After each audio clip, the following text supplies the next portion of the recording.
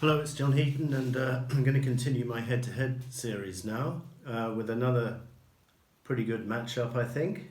Going to compare George's Material, Living in the Material World album with Paul McCartney and Wings' Red Rose Speedway. So, just a bit of background. By the way, I've ordered a new microphone. I know a lot of you have been complaining you can't hear me and stuff, and I've also moved inside. So it's hopefully easier to understand or hear me. So Red Rose Speedway, released on the 30th of April in the US and the 4th of May in the UK, 1973. Living in the Material World a month later on 30th of May, 1973. And they both got to number 1 in the US, Red Rose Speedway number 5 in the UK, number 2 in Living in the Material World number 2 in the UK. And I think I'm right in saying that Living in the Material World either replaced Red Rose Speedway at number 1, or they were pretty near to being back-to-back number 1s. And also around that time, around the top of the charts, was the Red and the Blue compilations. So there was a lot of Beatles activity in the charts from Paul, George and the Beatles at that particular time. And actually 1973, if you take my previous video into account, a pretty rich year for Beatles fans. No fewer than 5 solo albums came out. 2 from Paul, 1 from George, 1 from John, and 1 from Ringo. Plus a couple of, a couple of singles from Paul, not on the albums, like Helen Wheels and Live and Let Die.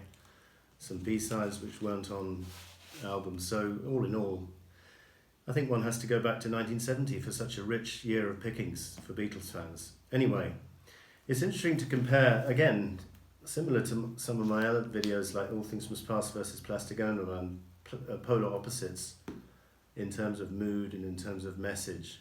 And these two are pretty damn close to being polar opposites as well. And the reaction at the time was favourable to George and kind of mixed for Paul. A lot of people said that Paul was on the way up, and he obviously would have a huge success with Band on the Run later in the year. So some people saw this as a kind of stepping stone back to critical acclaim after Wildlife had been such a critical disappointment, although the fans quite liked it and sent it to number 8. Number 5 was an improvement on that, and as I say, number 1 in the US. So I think Carr and Tyler, my favourite Beatles book, says a few nice things about Red Rose Speedway. A further interesting fact emerged. McCartney's often forgotten ability as a bassist was strongly emphasised to great effect on all tracks. And then elsewhere it says, itself undistinguished, it paved a reliable highway for the next far superior album. And characteristically, Carr and Tyler slag off Material World. I mean, I don't know why. They really, particularly I think Tony Tyler, because he wrote a review in Enemy or Melody Maker. He's got a real problem with George's spiritual stuff, and they're not even keen on All Things Must Pass in this book, by the way, which is still my favourite Beatles book, despite them not liking George very much, or not the religious stuff anyway. But, you know, as with Carr and Tyler, everything they say, even if you don't agree with them, they say it with great humour and wit. It is not the function of this book to comment on George Harrison's religious beliefs, so long as Harrison himself can refrain from didactically imposing said holy memoirs upon innocent record collectors. Unfortunately, this is exactly what he did, brackets to excess, on this LP, and therefore it seems fair to point out that Harrison's highly publicised beliefs seem to have brought him little joy. Indeed, it's difficult to see why he travelled all the way to India to import a God who, by the sound of him, brackets, the Lord loves the one who loves the Lord, is as intractable and selfish as the petulant Jehovah of Victorian Sunday schools.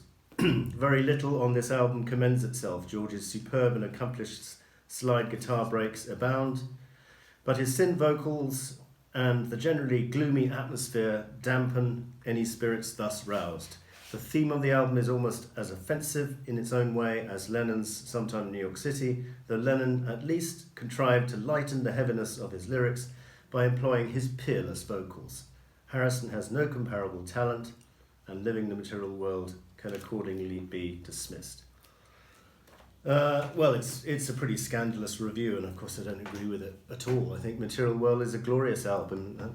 I wrote down a few words to sum up Material World, and glorious was one of them that came up with. Solemn, yes. It's a little bit preachy, but the melodies more than make up for that. The production is brilliant. He's definitely, you can tell he's learnt the Phil Spector production technique, but he's not used him on this album. He's done it himself, with the exception of one track, Try Some Buy Some, which was left over from an aborted session for Ronnie Spector, where Phil Spector is producing.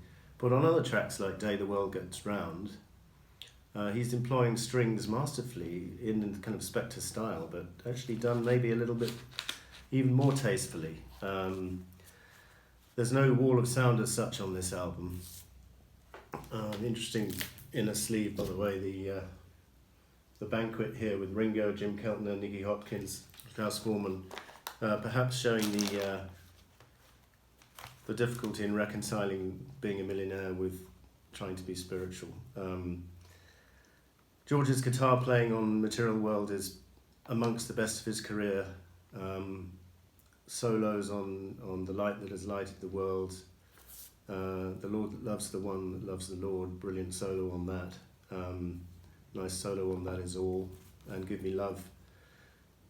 Even Paul McCartney was complimentary. In the early 70s, didn't used to compliment each other very much. But Paul, when he was interviewed, what do you think of George's new single? He goes, I really like it. Nice, I think he said nice tempo changes and nice chords.